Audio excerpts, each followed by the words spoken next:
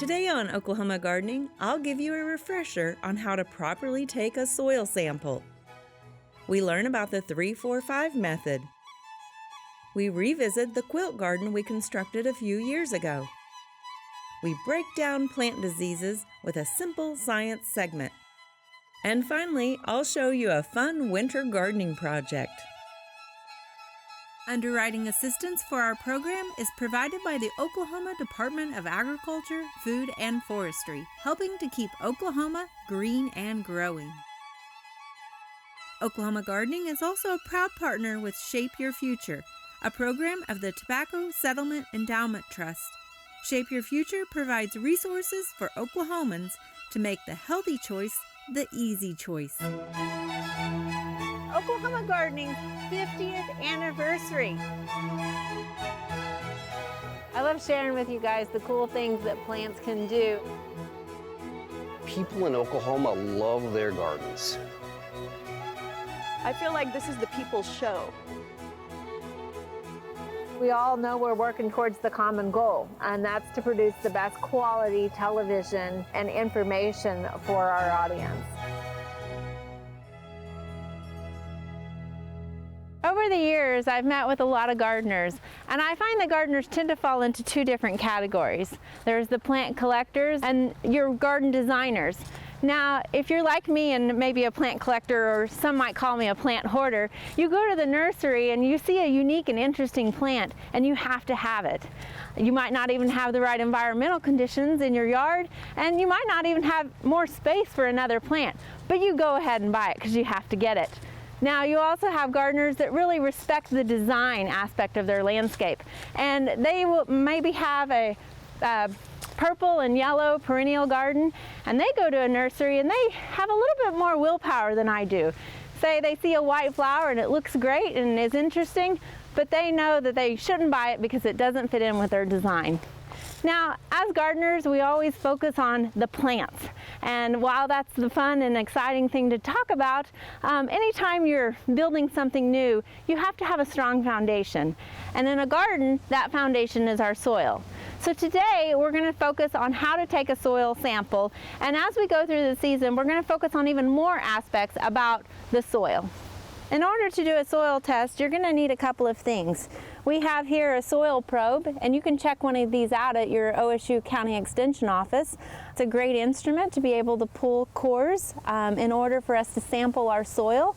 If you don't have one, you can check one of these out at your local county extension office. Another instrument you might need is just a plain old screwdriver, because a lot of times our soil will get stuck in here and it's nice to be able to push that out. If you don't have a soil probe, you can use a hand trowel. This one's nice because it actually has the measurements on here. You're going to want to take a full 6 inches of that soil profile every time you take a core sample. The other thing we have here are our soil bags, and this is what we're going to actually send our sample in, and a marker in order to mark this stuff. Now, for most homeowners, you're just going to want a routine sample, and that'll give you your nitrogen, phosphorus, and potassium, and also your pH of your soil. This sample will cost about $10, but it's really worth it because the OSU Stillwater Lab is calibrated for Oklahoma soils. Now, we also have a soil bucket. It's just a plain old bucket that's been cleaned out so that we can add our core samples in here and get that mixture to put into our soil bag. Once you have all of your equipment, you also want to think about where you're going to sample. A lot of times people ask how much of a space I can sample, and it's really not defined on how large. What you want to think about is how the gardens have been maintained. Here we're going to actually sample our vegetable garden, which has been maintained that way, so we've added fertilizer for our vegetables. We're also going to be sampling the outside of the vegetable garden, which has not been maintained. It has not had any compost or fertilizer added to it, but this summer we're looking at adding a new garden, so we want to make sure that we know what type of nutrients we're dealing with before we install those plants. Another area that we're going to sample is our turf. The lawn is typically maintained differently than the flower garden or the vegetable garden, and so we are going to sample that separately also. Late winter, early spring is a great time to test your soil because it's been laying dormant. We haven't added any compost or fertilizer to our vegetable garden here, and so we'll be able to get an accurate reading of what nutrients are available to those plants that we will soon be installing into our vegetable garden. Here we're going to sample, like I said, our vegetable garden, and you want to make sure to move out any irrigation lines so you don't puncture them. Also move away any mulch, because you just want the soil. We're going to push this into the ground pretty deep in order to get a good 6 inches of the soil profile. This will give us the reading for the amount of nutrients that are right there in the root zone for the plants to grow. We're going to add this to our soil bucket. You're going to repeat this process 15 times because it's been identified that 15 core samples will give you the most accurate reading on your test results. When you're collecting your soil cores, you want to make sure that you're taking 15 samples from random areas in the garden that you're testing.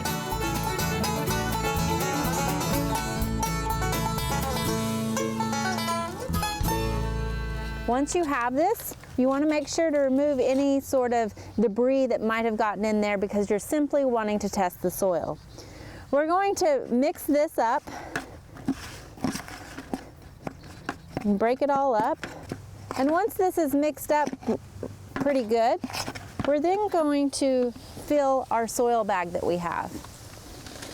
Now, if you don't have one of these soil bags, you can use some sort of container or baggie, but once you get it to the extension office, you want to make sure that the soil, and only the soil, gets transferred into one of these bags. You also want to make sure that you're filling up your bag completely full so that you're giving them plenty of soil for their analysis. So you can see here we have a full bag, and we're simply going to tie that off and then mark on here that we want a routine sample. Now, when you take this into the extension office, they're going to put some barcodes on here that will identify who this belongs to, and you'll get your results in about 7 to 10 days. So now we have our soil sample for our vegetable garden, and we're going to repeat this process outside of the vegetable garden as we plan a new garden out there, and then also in the turf area, which has been maintained differently also. I would encourage you all to take advantage of these nice warm days and get out and sample your garden as well to ensure that you're building the best foundation for a successful garden this year. And also, as you get your results, you'll be able to follow along with us as we discuss all the intricacies of soil.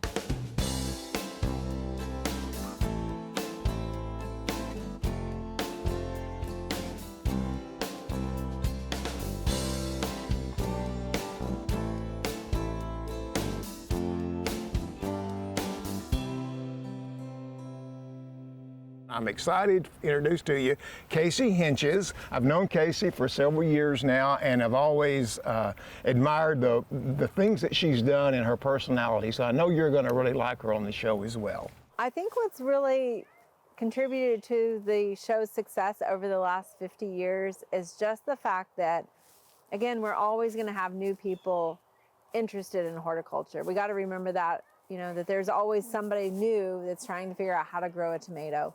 That, and also the show's ability to pivot during different times. So it has transitioned, the production behind the scenes, the format of the show, the technology. Like, we're always trying to provide the best quality and the best information to people. And that's a constant resource, having that at OSU, to tap into that research that's coming out and to provide that to the public. There are several reasons why you might want to identify a right angle. Perhaps you're building a raised bed, building a fence, or building a deck. It's a pretty simple method that we're going to use here called the 3-4-5 method. And in order to do that, we're going to need some string, a tape measure, and 3 pins. So we're going to first put our first pin right here at the corner where we want our 90-degree angle. At that point, we're going to measure a distance of 3 feet from that pin. So we've got our measurement of 3 feet. We're going to put our first pin at the 3-foot marker, and we're then going to draw a string to that point. And we want to make sure that we tie a tight knot there to keep that string tight. Then we're going to then pull that string back to that corner pin. At this point, we're going to take our tape measure and go out 4 feet on the next leg. So our second pin we'll put at that 4-foot mark. And again, we'll draw our string from the corner to that pin. You then want to measure the distance between your 2 legs, so your second and your third pin that you put in. And that distance should equal 5 feet. If it's more or less, you might need to move one of those points to make sure that that hypotenuse is 5 feet. So here we have 3, 4, and 5, and therefore we know that this is a square corner. And we'll go ahead and make our right triangle just like this. At this point, knowing that this is a right triangle, what we can do then is take our string and run it along those 2 pins, and you just want to touch them. And we can run this as long as we want, and we know that we're drawing a straight line and that we have a right corner. Now this is called the 3, 4, 5 method. You could actually double those numbers and make it the 6, 8, 10 method if you were building something larger and wanted to have better accuracy. Really, this is using the Pythagorean theorem. You might remember a squared plus b squared equals c squared. I think I might owe my math teacher an apology because I told her I'd never need to know this in real life.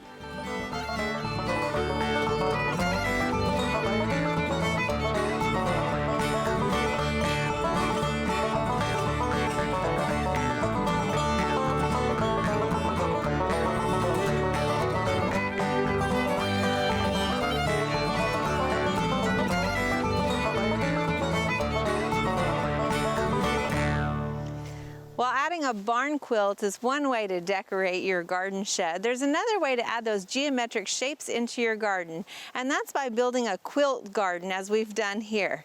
You're first going to look for a flat or maybe a slightly sloped full sun location.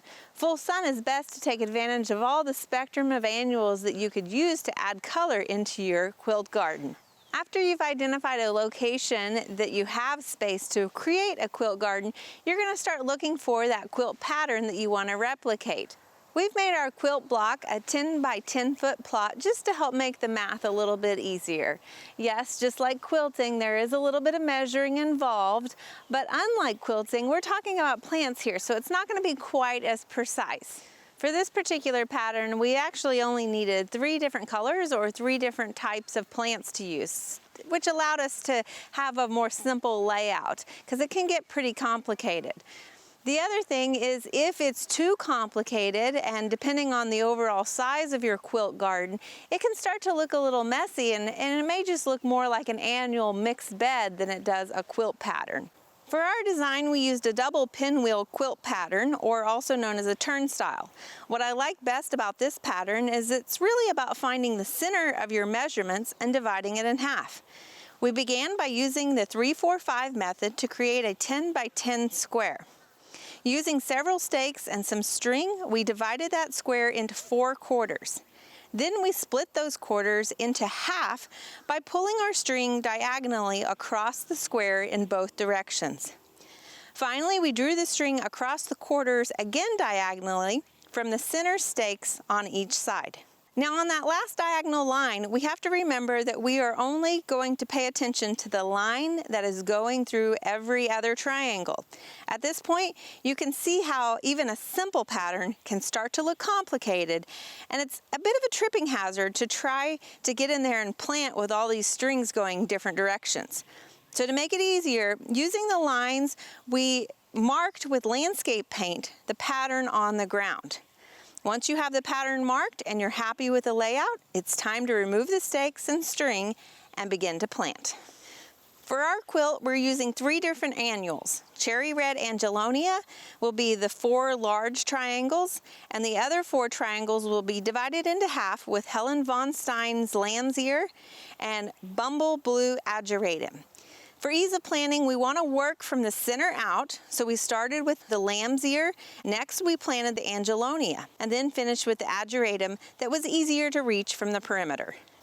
Like all good quilts need a finished border, we added some metal edging to ours and applied a little mulch to complete the look.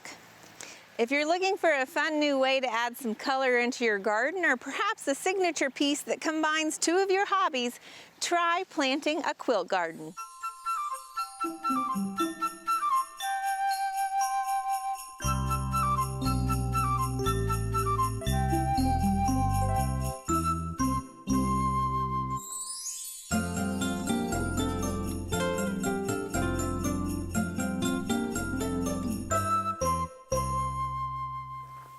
If you're a part of any garden club or garden society, oftentimes this time of year, midsummer, you'll start seeing that the conversation switches from, "Wow, my plants are doing so well this year," to, "Oh no, what's happening to my plants?"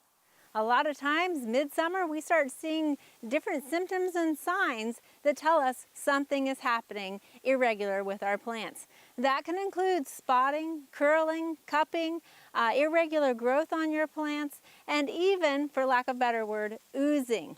Now, if you see any of these signs and symptoms, it might mean that you have a disease on your plant. It must be a disease. But what's a disease? A disease is a condition of a plant that impairs normal function and is typically manifested by distinguishing signs and symptoms. Well, you have your signs and your symptoms right there on the plant. In fact, that's probably what led you to think there's something wrong with your plant in the first place. But what is the disease? Well, the study of plant disease is also known as plant pathology.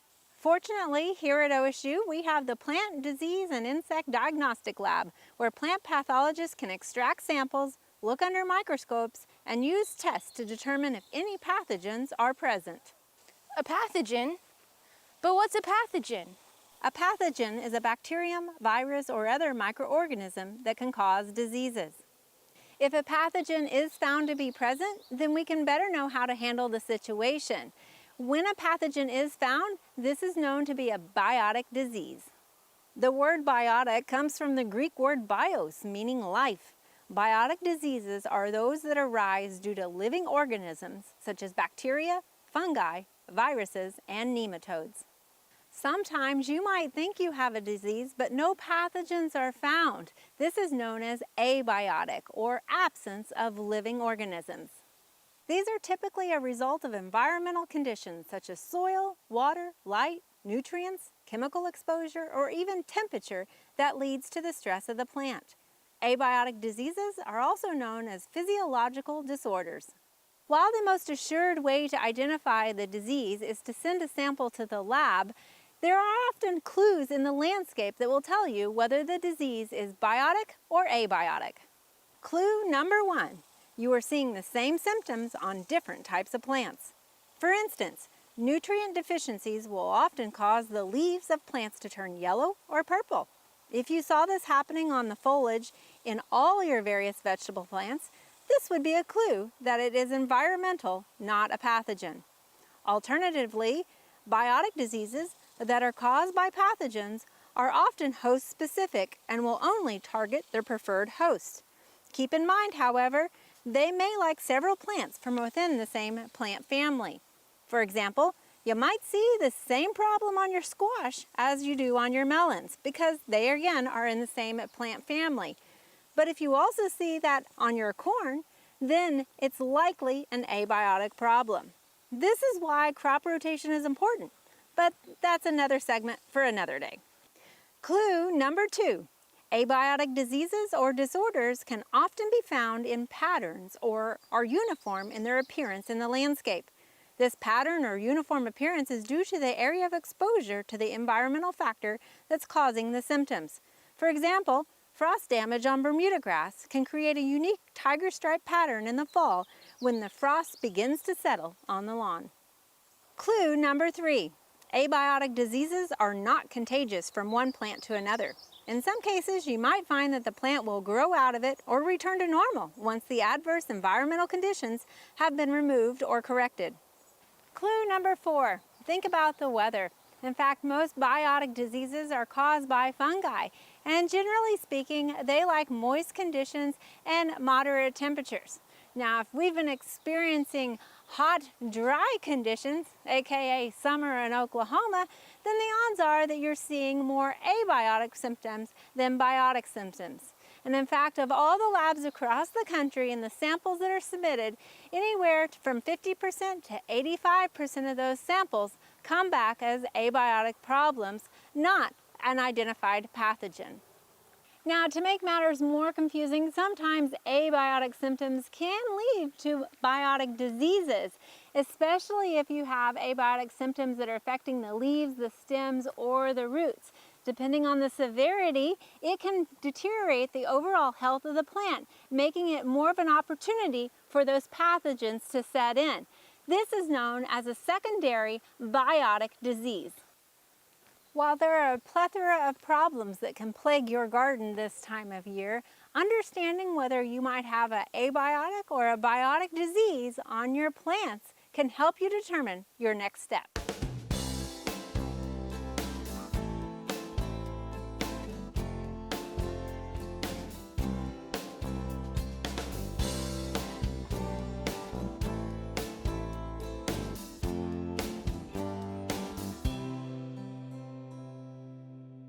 So a lot of times people start this year with high expectations, and if you're new to gardening, I just want you to be successful. Regardless of what it is you're trying to grow, one of the biggest things you're trying to grow is your confidence in being able to grow something. So one of the easiest projects that you can start with is what I'm going to show you here.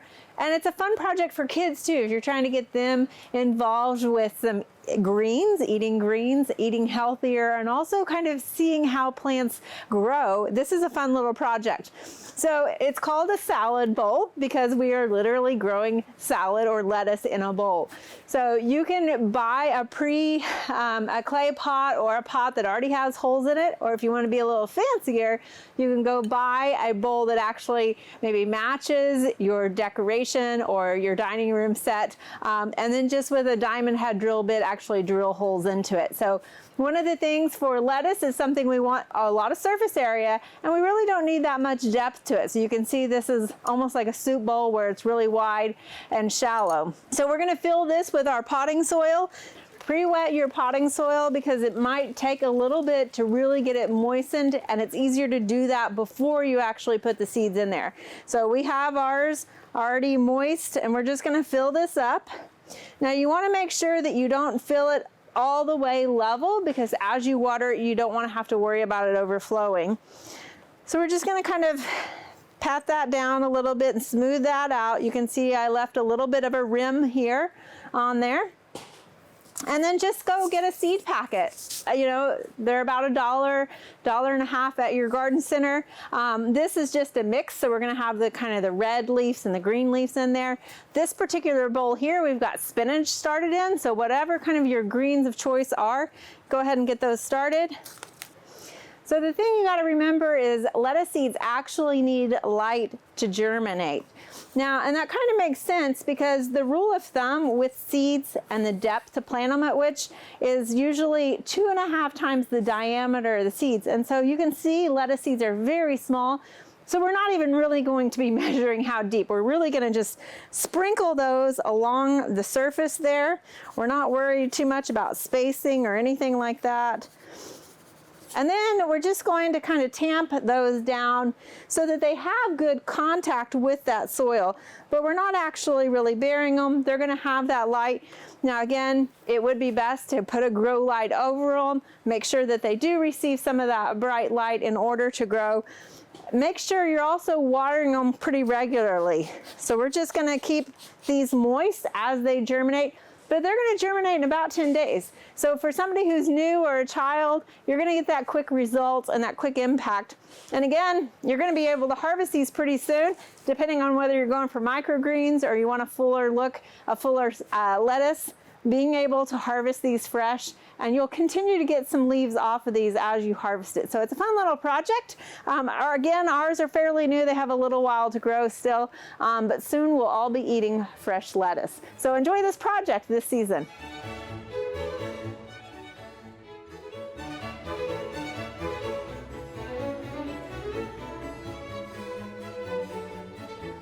There are a lot of great horticulture activities this time of year. Be sure and consider some of these events in the weeks ahead.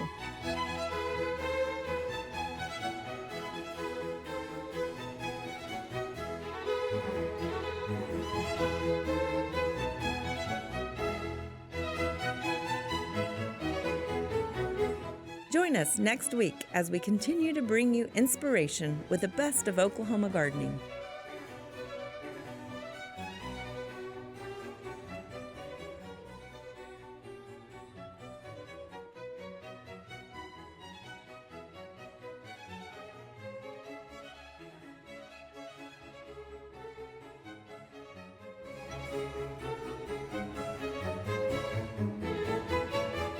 To find out more information about show topics as well as recipes, videos, articles, fact sheets, and other resources, including a directory of local extension offices, be sure to visit our website at oklahomagardening.okstate.edu. Join in on Facebook and Instagram. You can find this entire show and other recent shows as well as individual segments on our Oklahoma Gardening YouTube channel. Tune in to our OK Gardening Classics YouTube channel to watch segments from previous hosts. Oklahoma Gardening is produced by the Oklahoma Cooperative Extension Service as part of the Division of Agricultural Sciences and Natural Resources at Oklahoma State University. The Botanic Garden at OSU is home to our studio gardens, and we encourage you to come visit this beautiful Stillwater gem. We would like to thank our generous underwriters, the Oklahoma Department of Agriculture, Food, and Forestry, and Shape Your Future, a program of the Tobacco Settlement Endowment Trust. Additional support is also provided by Greenleaf Nursery and the Garden Debut Plants, the Oklahoma Horticulture Society, the Tulsa Garden Club, and the Tulsa Garden Center.